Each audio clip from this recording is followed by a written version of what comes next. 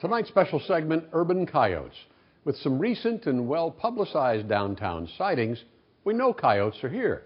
But you may not know that Cook County is the home of the largest study ever done on urban coyotes. Our coyotes are being closely watched. It turns out that city life is good for coyotes.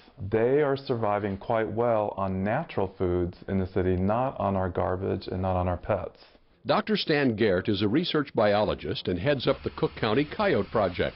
For more than 10 years, he and his colleagues have been tracking, trapping, and studying coyotes. When one is trapped, they are ear-tagged and fit with a radio collar.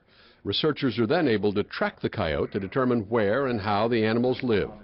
This is number 498, the 498th coyote this project has managed to catch. He's a good, healthy, prime adult male, heading into the breeding season. The breeding season is a window of only 5 or 6 days, right around Valentine's Day. And when coyotes fall in love, it is forever. Coyotes don't divorce, ever. So for 10 years, we've never had an alpha pair voluntarily break up, ever. Some famous sightings in Chicago have made us all aware there are plenty of coyotes around. The one on the ice floe that was eventually rescued from Lake Michigan, the one running down State Street, and the one that decided to cool off in a sandwich shop cooler on a hot summer day. But how many coyotes are there? There's at least 2,000 coyotes living in Cook County. What's less clear is how many are in the city of Chicago, but we know of some. We've radio tracked 2 coyotes in the city itself, off of Navy Pier or right through the Loop on a regular basis. That is their territory.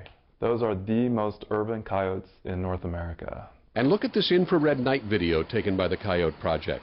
Those 2 people strolling down a Chicago street apparently have no idea that right ahead of them is a coyote, living comfortably amidst millions of people. Or this couple walking in a Chicago park one night last fall.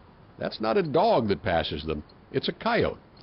And is it possible that a coyote waits for a biker to pass and the light to turn green before boldly loping through the intersection? And remember, where there's one coyote, there's almost always a pack, a family. They're an amazing paradox because you almost never see them together in a group. They're almost always by themselves. They hunt by themselves, and yet they maintain this family group. And the fact that we see them so rarely is testimony to how well urban coyotes have adapted to living in the city, yet staying hidden. Their success is an indication of how well they are able to stay hidden, keep a healthy respect or fear of people. As for number 498, this young alpha male, boss of a pack, was driven back out to the country, where the door to his cage was opened and nothing.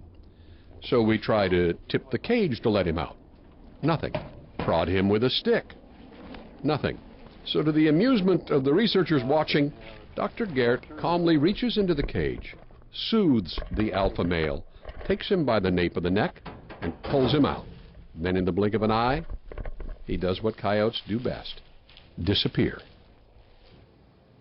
Couple of quick coyote rules. Don't feed them. That means don't leave food for your pet outside unless you want your pet to meet a coyote.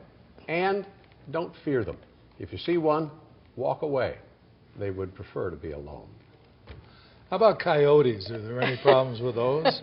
Coyote or coyote, either one is acceptable. The doctor says coyote. Do I go with Jerry? Do I go with the doctor? So we know what you did.